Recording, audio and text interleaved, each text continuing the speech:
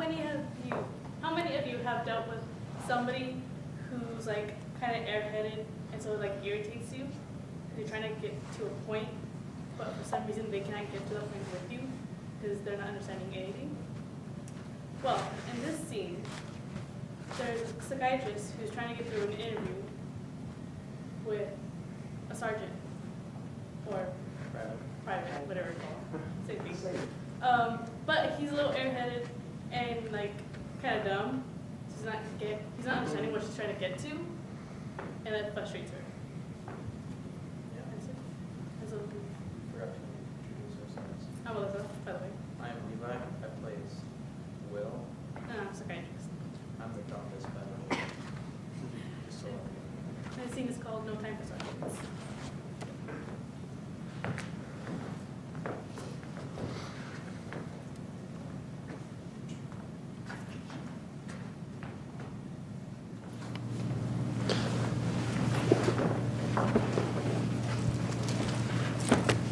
I've never had no dreams at all. Where are you from, Stockdale? Georgia. That's not much of a state, is it? Well, I don't live all over the state. I just live in this little place in it. That's where Tobacco Road is, Georgia? No, not from my section. Maybe you're from a different part than me. I've never been there. I don't think I'd ever want to go there. What's your reaction to that? Well, I don't know. I think I'd sooner live in the rottenest pigsty in Alabama or Tennessee than the fanciest mansion of Georgia. What about that? Well, I think where you want to live is your business. You don't mind if someone says something bad about Georgia? I ain't heard nobody say nothing about Georgia. What do you think I've been saying? Well, to tell you the truth, I haven't made much sense of it, don't you know? Watch your step, young man. These psychiatrists call this attitude of yours resistance. You do? You feel this interferes with threat to your security. You feel yourself in danger. Well, kind of I do. But Sergeant King said he wouldn't give me back my wristwatch. He won't. He said I'll only get it back if I'm classified within a week. You get along all right with your mother? Can't say that I do, man. She's very strict, always hovering over you. No, complete opposite. She's never there. That's right. You resent this neglect, don't you? I don't resent nothing. Don't be ashamed of, son. It's a common situation. Does she ever beat you? No.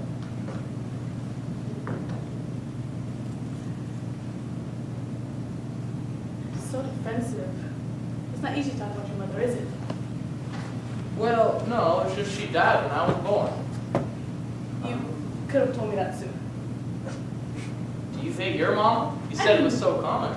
I do not hate my mother. Well, I sure would hope not. What, she beat you or something? It's transference. Happens. You're sticking all your stored up antagonisms and listen in my direction. Transference. It happens every day. It does? To the infantry? To the infantry? Yeah, you gave Ben a transfer. I wish you'd give me one too. I sure would like to go along with him. Stop! There are a few more topics we have to cover. We will not talk about transfers, we will not talk about mother, and we will only talk about what I want to talk about. Do you understand? Yes, ma'am. Well then, your father. Living? Yes, ma'am. You get along with him okay? Yes, ma'am. Does he ever beat you? You bet. Hard?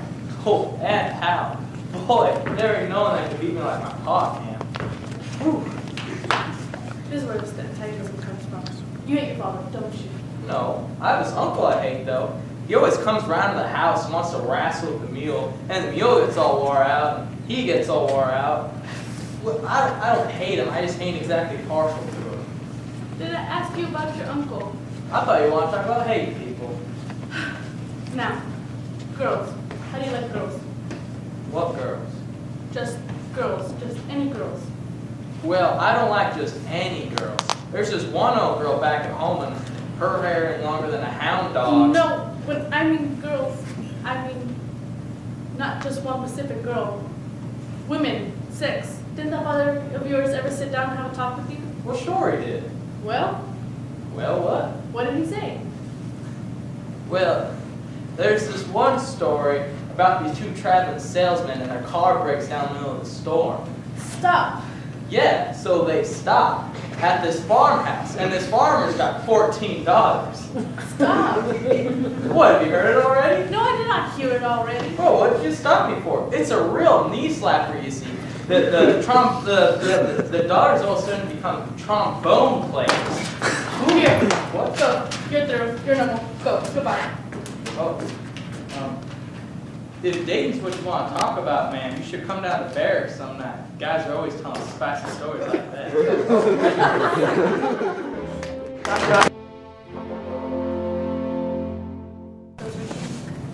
Interrupted. In this play, April Crow interrupts the routine of coming in, getting stuff.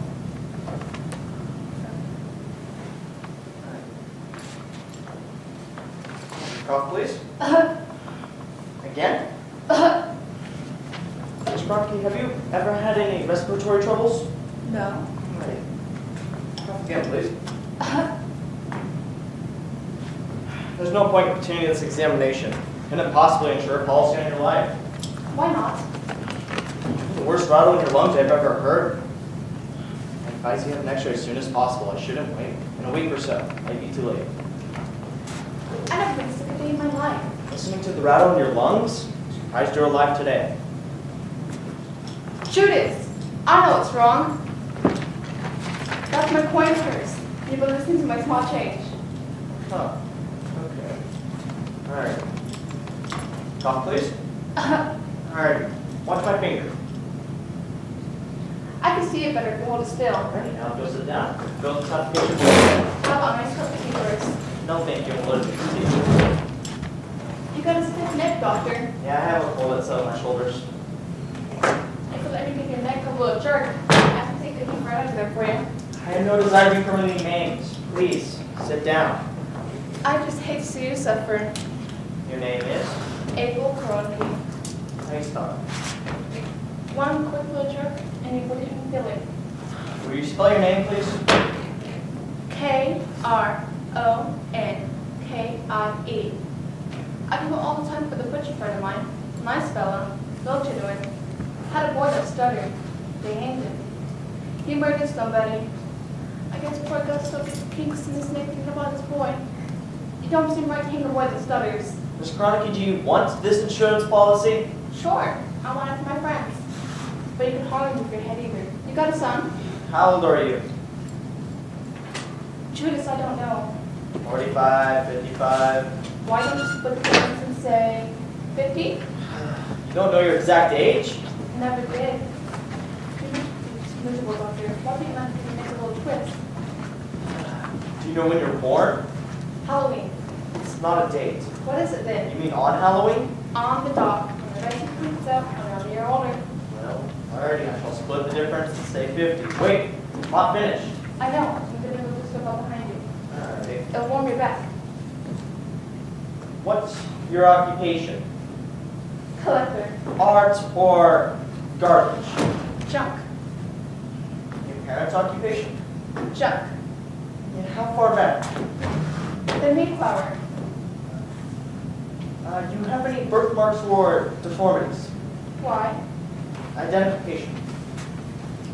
Do I have to say? Do you want this policy? It's kind of embarrassing. Well,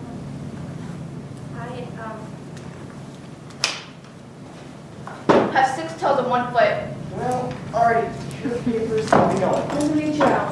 See.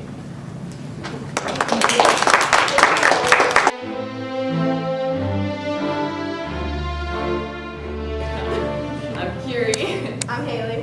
And have you ever had a crush on someone whose mom is very overprotective? Or a friend who never lets them hang out with you? No, that's because those are So, your parents. Jill, who I play, is in love with her neighbor Dawn, who is blind but also has a very overprotective mother. And in our scene from Butterflies Are Free, Miss Baker, Dawn's mom, is trying to convince Jill to talk to Dawn into convincing him to come back home with her. Okay.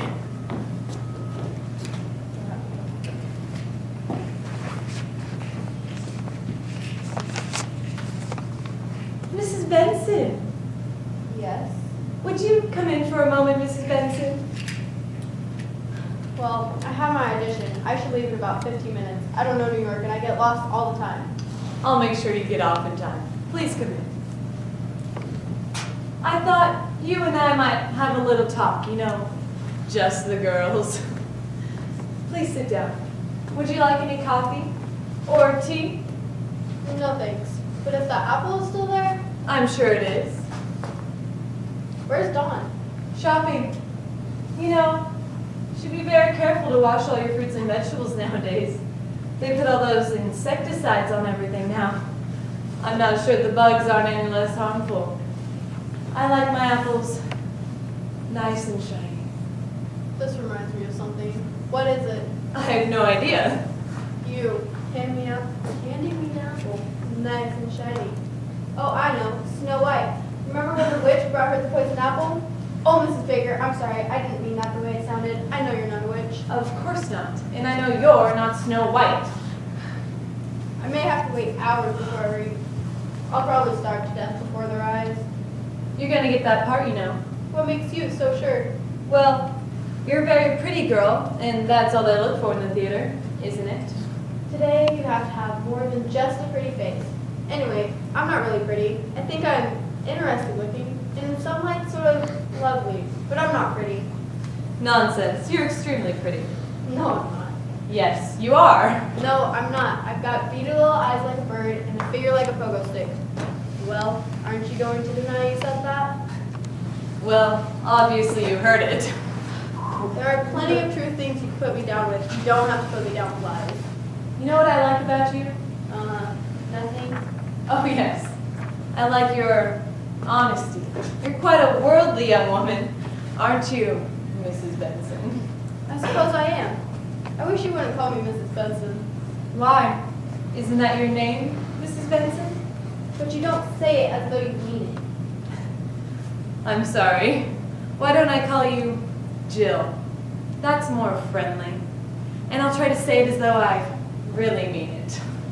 Now, Jill, I was interested in seeing what you and Dottie might have in common. He likes you very much, you know. If I like him very much, he may very well be the most beautiful person I've ever met. Just imagine going through life, never seeing a thing, not a flower, or a painting, or even a Christmas card. I want to die, but Don wants to live. I mean, really live, and he communicated about it. He's fantastic. So, you'd want what's best for him, wouldn't you? Now we're getting to it, aren't we? Like maybe I should tell him to go home with you. Is that it? Donnie was happy at home until Linda Fletcher filled him with ideas of getting a place of his own. Maybe you just want to believe that he can only be happy with you, Mrs. Baker. Well, there are none so blind as those who will not see. There, I can quote Dylan Thomas and Little Dog Dark. You constantly astonish me. Well, we women of the world do that. Funny how, like Linda you are. Donnie's certainly consistent with his girls. Why do you call him Donnie? That's his name. Don't I say it as though I really mean it? He hates being called Donnie. He's never mentioned it. Of course he has. You just didn't listen. There are none so deaf as those who will not hear. You could make a lot of those, couldn't you? There are none so lame as those who will not walk. None so thin as those who will not eat. Do you think it's a good idea for Donnie to live down here alone? I think it's a good idea for Don to live wherever he wants. And he's not alone. I'm here. Yeah, but for how long? Have you got a lease on that apartment? No. So you could leave tomorrow if you'd like. That's right. And you couldn't sustain a marriage for more than 6 days, could you? My marriage doesn't concern you. Didn't concern you much either. Yes, it did. Do you ever think what marriage might be like to a blind boy? You've seen Donnie at his best, in this very room, which he's memorized. And he's memorized how many steps to the store. But you take him out of this room, or off the street, and he's lost. He panics. He's gonna need someone to stay with him, and not just for 6 days. You can stop worrying, Mrs. Baker. Nothing serious will develop between Don and me. I'm not built that way. But Donnie is built that way. Oh, please, we're just having kids. Kicks. That's how it started with Linda. Just kicks. But Donnie fell in love with her, and he'll fall in love with you. Then what happens? I don't know. Then don't let it get that far. Stop now before you hurt him. What about you? Aren't you hurting him? I can't hurt him. I can only irritate him. You can hurt him. Tell him to come home with me, and you go have your kicks so won't feel them after you've gone. I'm not so sure you can't hurt him. Maybe more than anybody. You deserve all the credit you can get for turning out a pretty marvelous guy. But bringing up a son, even a blind one, isn't a lifetime occupation. It was Linda Fletcher, not you, who gave him the thing he needed most. Confidence in himself. You're always dwelling on the negative. Always what he needs, never what he wants. Always what he can't do, never what he can. What about his music? Have you heard the song he wrote? I'll bet you didn't even know he'd write songs. You're probably dead right about me. I'm not the ideal girl for Don, but I know one thing. Neither are you. And if I'm going to tell anyone to go home, it'll be you, Mr. Baker. You. Go home.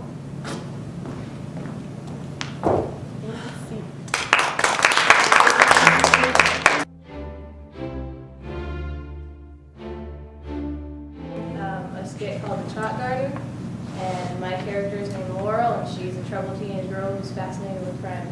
And my character is Miss Magical, and she is Laurel's governess and may have committed a crime. Laurel plays a game with Miss Madrigal to try and uncover her secrets.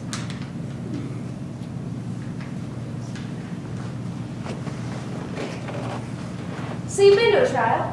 I did not say I hadn't. Why did you not say when you know what store to play by? And maybe I think you lay too much store by it. How does one get in? It's surprisingly easy. Was it a trial for murder? It has to be to satisfy you. Was it a trial for murder? Have you finished that flower? As much as I can. I get tired of it. In my house, at home, there are so many things to do. What was it like? My home, Yes. there was a stream and a Chinese bridge and yew trees cut like horses and a bell in the weather vane and a little wood called mine. Who called it that? She did, my mother. And when it was raining, we made an army for cream pots and battlefield for a dressing table. I used to thread her rings on safety pins. Tomorrow, I will light the candle in the green glass candlestick, and you can try to paint that. What? Paint the flame? Yes. I'm tired of fire too, boss. Why do you sign your name 1,000 times? I'm looking forward to me. Shall we read? Oh, I don't want to read. Let's play a game. All right. A guessing game. Very well. Do you know one? Maitland and I play one called The Sky's the Limit. How do you begin? We ask 3 questions each, but if you pass one, I get a 4. And what can you guess about? Let's guess about each other. We are both mysterious. The human heart is mysterious. We don't know the first things about each other, so there's so much to ask. But we mustn't go too fast, or there will be nothing left to discover. Has it got to be the truth? One can lie, but I get better and better at spotting lies. It's so dull playing with Maitland. He's so innocent. Now, first question. Are you a maiden lady? I can't answer that, Why? because you throw the emphasis so obvious. Right. You don't answer. So now I get an extra question. Are you living under a pseudonym? No. Careful. I'm getting my lie detector working. Do you take things here at their face value? No. Splendid. You're getting the idea. This is to be your 4th question? Yes. Yes. I must think. I must be careful. What is the full name of your married sister? Clarissa Dalrymple Westerham. Is Dalrymple Westerham a double name? You've had your questions? Yes, I have. Now yours. You've only 3 unless I pass one. Was your famous affair in Hyde Park the night of your mother's marriage? About that time, And what was the charge for the police? the police didn't come into it. Did they follow you and try to kiss you? Kiss me! It was a case of criminal How assault! do you know there wasn't a charge for the police? That's one too many questions. Now for the deduction. You didn't tell me there was to be a deduction. I forgot. It's the whole point. Mine's ready. And what do you deduce? That you've changed so much, you must have been something quite different. When you first got here, you were like a rusty hinge that wanted oiling. You spoke yourself out loud without knowing it. You had been alone. You may have been a missionary in Central Africa. You may have escaped from a private asylum, but as a maiden, you are an imposter. About your assumed name, I'm not so sure. But you have no married sister. You take my breath away. Get at it, aren't I? Yes, for I mind under a cloud. Now your deduction. Mine must keep. But it's the game. Where are you going? To my room, to make sure I have left no clues unlocked. To your past life? Yes, you have given me so much warning.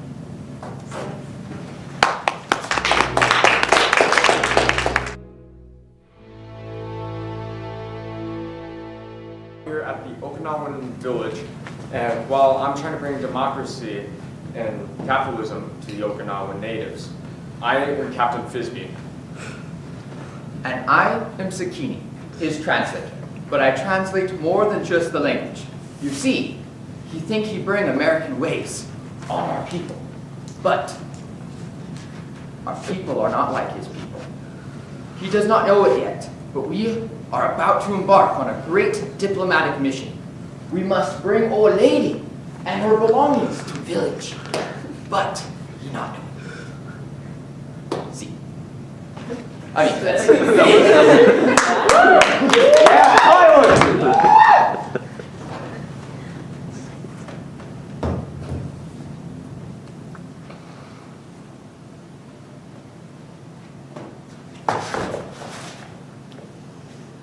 What's she doing up there? Oh, she nice old lady. She hear we go to Tabiki village, so she thinks she go along to visit grandson. Oh, she does. You tell her I'm very sorry, but she'll have to take a bus. No buses to Tabaki. People very poor can only travel on generosity. I'm sorry, but it's against regulations. She not fall off bus. She died on. We'll tie her and get her down. She'll just have to find some other way to visit her grandson. Her grandson, a mayor of Tabiki village. You make him lose face if you kick old grandmother off cheap. She's the mayor's grandmother. Oh, yes, boss.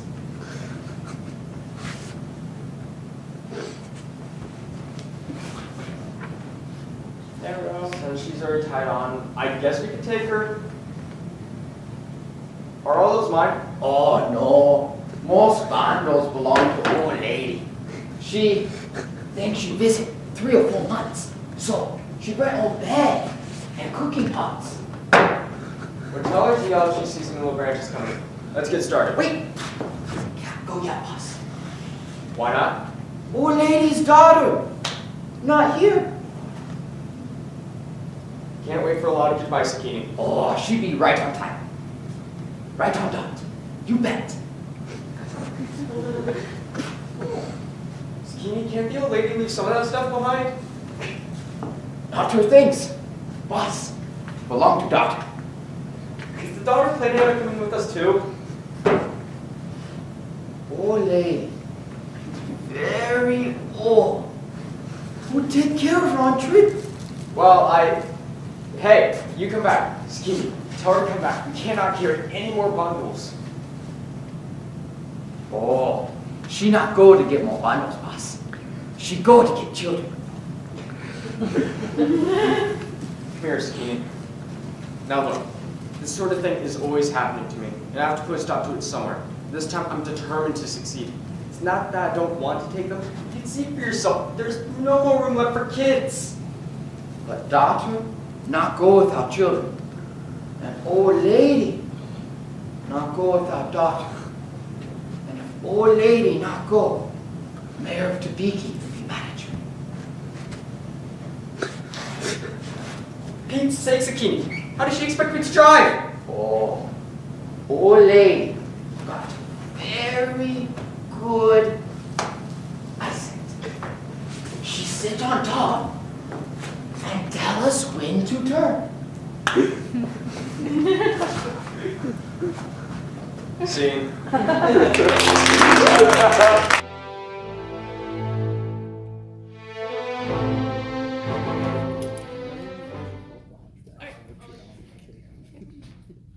I'm Brandon. And I'm Shelby. Have you ever tried to explain something to someone, but you just made it worse? Well, that's what happens to my character, Vita, and the scene where she's trying to convince the doctor that her brother Elwood should be committed into a mental hospital. Vita comes into my office and once again tries to explain, but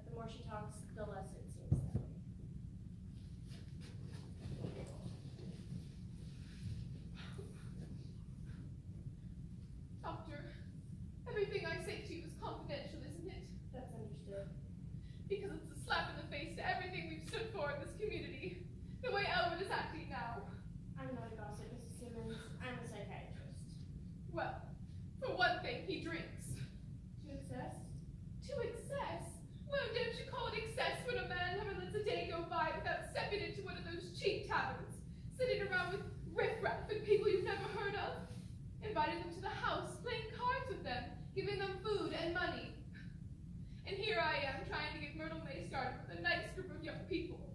If that's not excess, I'm sure I don't know what excess is. I didn't doubt your statement, Mrs. Simmons. I really asked if your brother drinks. Well, yes, I say definitely Elwood drinks, and I want him committed out here permanently. Because I cannot stand another day of that Harvey. Myrtle and I have to set a place at the table for Harvey. We have to move over on the sofa to make room for Harvey. We have to answer the telephone when Elwood calls and asks to speak to Harvey. Then, this afternoon at the party with Mrs. Chauvenet there, we didn't even know anything about Harvey until we came back here. Doctor, don't you think it would have been a little bit kinder if Mother would have written and told me about Harvey? Be honest now, don't you? I really couldn't answer that question because Well, I can.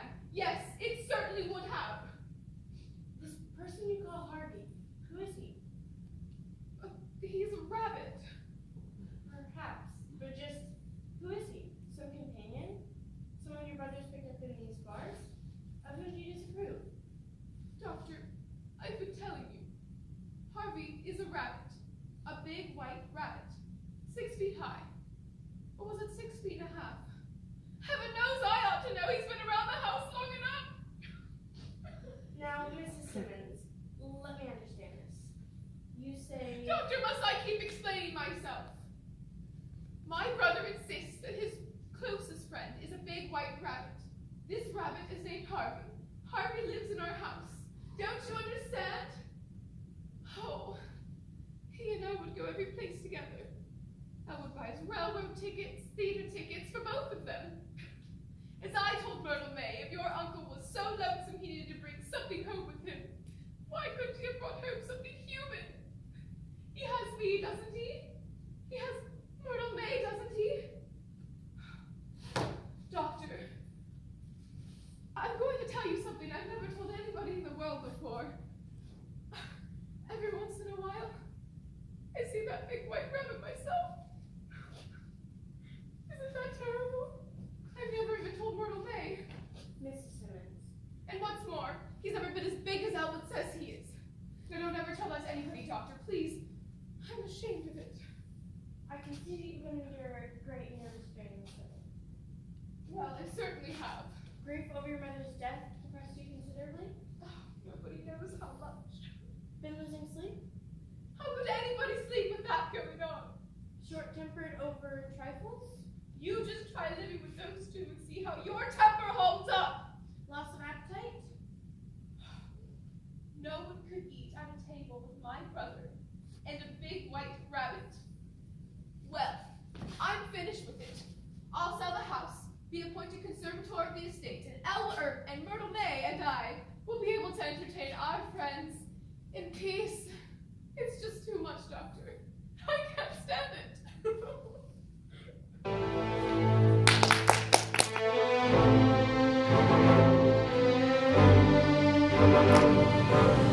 Have you ever felt completely and utterly helpless? You can't move. You're stuck. You can't get out. Well, this is the situation that Noah Harvey's character is in. His name is Ken. Ken, he was involved in a car accident that left him completely paralyzed. Completely paralyzed from the neck down. And my character, Mrs. Boyle, tries to help Ken adjust to his severe handicap. And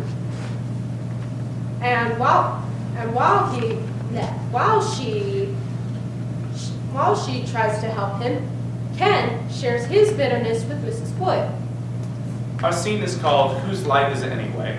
From the play Whose Life Is It Anyway? By Brian Clark.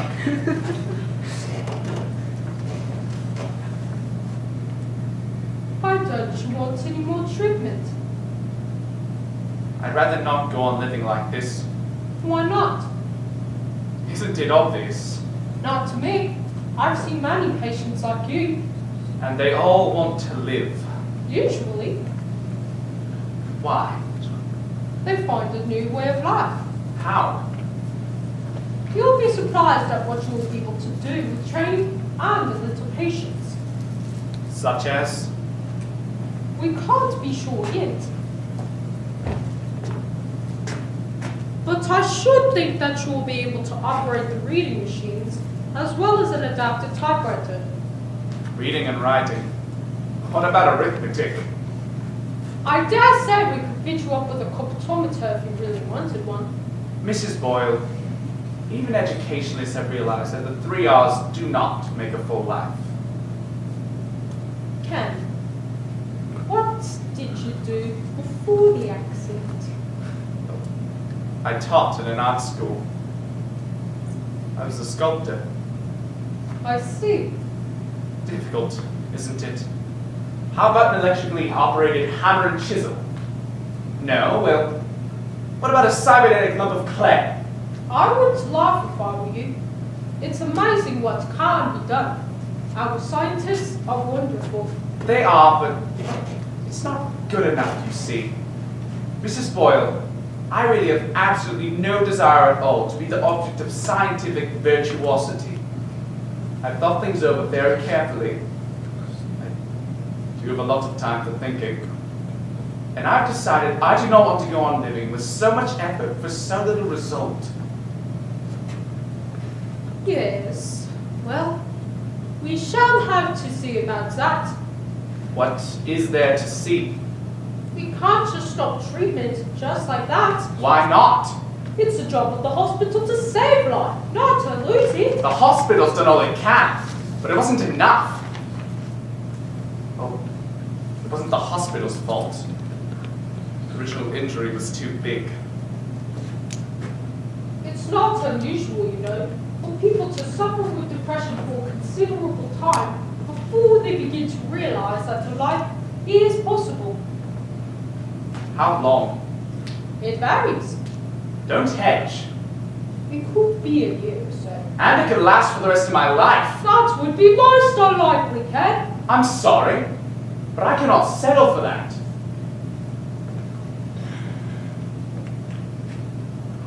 Try not to dwell on it. I'll see what I can do to get you started on some occupational therapy.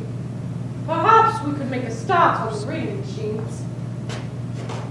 Too many books for those machines. Quite a few, Can I make a request for the first one? if you like. How to be a sculptor with no hands. I'll be back tomorrow with the machine. It's marvelous, you know. What is? All you people have the same technique. Whenever I say something really awkward, you just pretend I haven't said anything at all. You're all the bloody same! Oh, there was another outburst. That should be your cue to comment on the light shade or the color of the walls. I'm sorry if I have upset you. Of course you have upset me! You and all the other doctors with your so-called professionalism, which is nothing more than just a series of verbal tricks to prevent you from relating to your patients as human beings. You must understand, we have to remain relatively detached. That's all right with me. Detach yourself. Tear yourself off from the dotted line that divides the woman from the social worker and go post yourself off to another patient. See?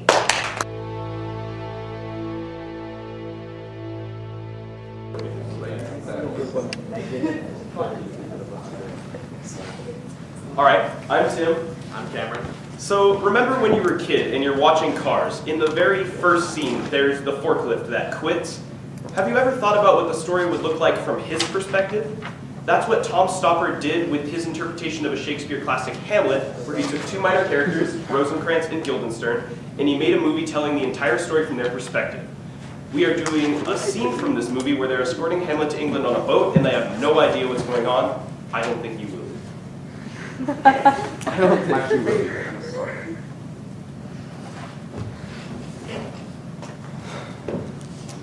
Well, what now? What do you mean? Nothing's happening. But we're on a boat. I'm aware of that. Then what do you expect? We act on scraps of information, sifting half-remembered directions that we can hardly separate from instinct.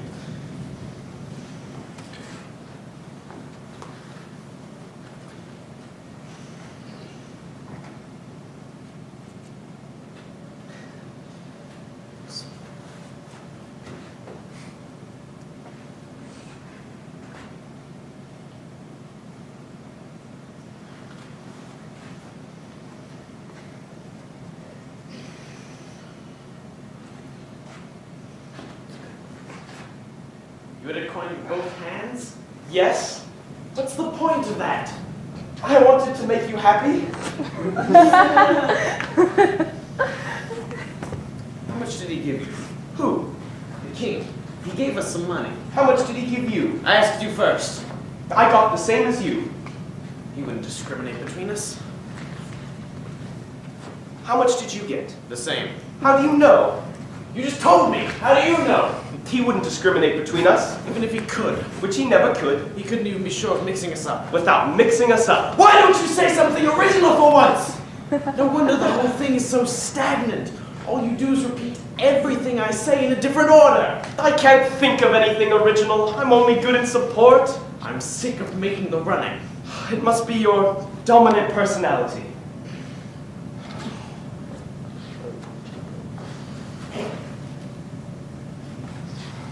What's going to become of us?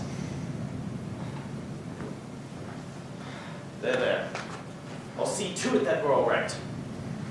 We've got nothing to go on. We're out on our own. We're going to England. We're taking Hamlet there. What for? What for? Where have you been? When? What are we going to do when we get there? We've got a letter. You remember the letter? Do I? Everything is explained in the letter. We count on that. Is that it then? What? We take Hamlet to see the king, we hand over the letter. What then? There might be something in the letter to keep us going. And if not? And that's it. We're finished. At a loose end. Yes. They're likely to be loose ends. Who is the English king anyway? That depends on when we get there. What do you think it says? Oh, greetings, expressions of loyalty, calling in of old debts, obscure promises balanced by vague threats, diplomacy, regards to the family. What about Hamlet? Oh yes, And us? The full background? I should say so. So we've got a letter that explains everything. You've got it. What's the matter? The letter! Have you got it? Have I? You can't have lost it. Oh, I must have. Where would I have put it? That's odd. I thought the king gave the letter to me.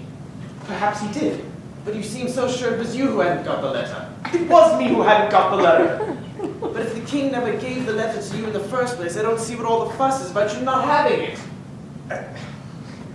I admit it's confusing. This is getting all rather undisciplined. The boat, the night, the sense of uncertainty and isolation. All of these induce a loosening of concentration. Tighten up, now! Either you have lost the letter, or you didn't have the letter to lose in the first place. In which case the king never gave it to you. In which case the king gave the letter to me. In which case I would have the letter in the top inside pocket. Here. You mustn't drop off like that again.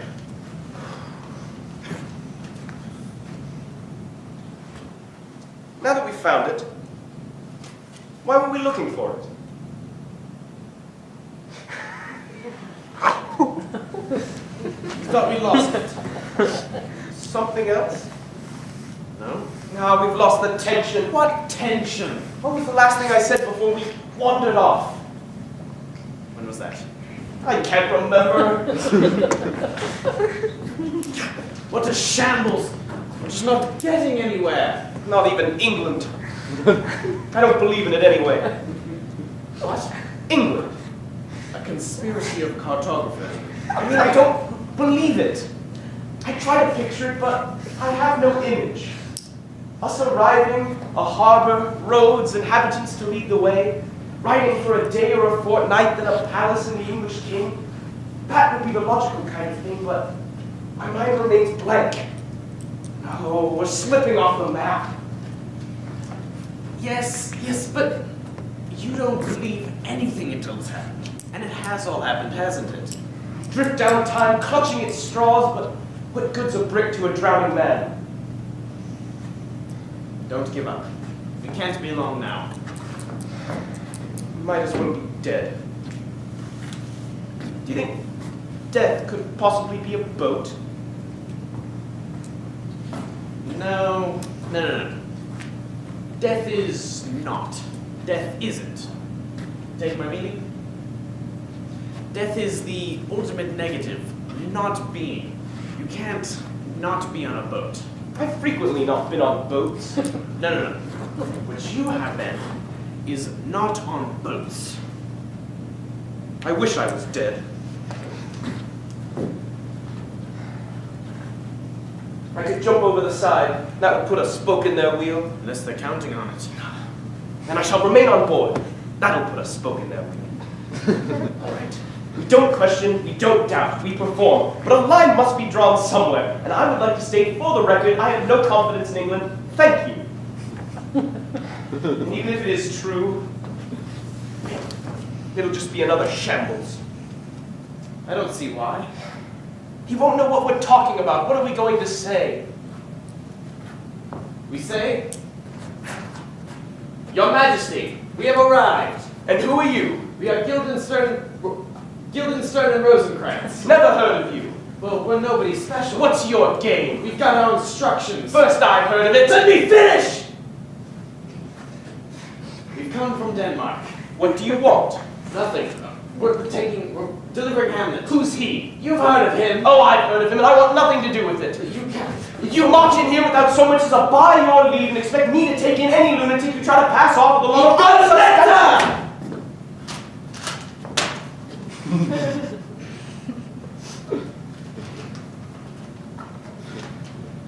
This seems to support your story, such as it is. It's an exact command from the King of Denmark, importing Denmark's health and England's too, that on the reading of this letter, without delay, I should have Hamlet's head cut off.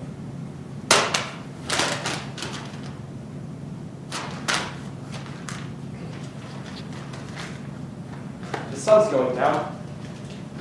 It'll be dark soon. You think so? I was just making conversation. We're his friends. But how do you know that? From my young days brought up with him. You've only got their word for that. That's all we count on. Well, yes, and then again, no. Let us keep things in proportion. Assume, if you like, that they're going to kill him. Well, he is a man, he is mortal. Death comes to us all, etc. And consequently, he would have died anyway, sooner or later. And to look at it from a social point of view, he is just one man among many, and the loss would be well within reason and convenience. And then again, what is so terrible about death? As Socrates so philosophically put it, we don't know what death is, so it is illogical to fear it. It might be very nice.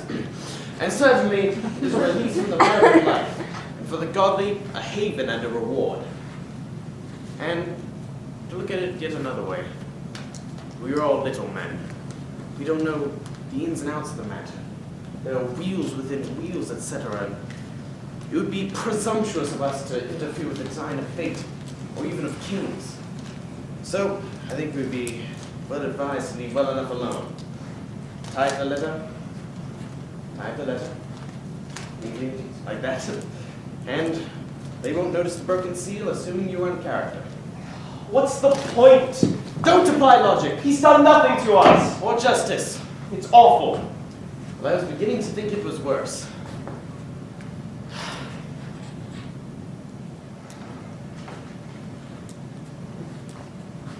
Okay. The position as I see it then.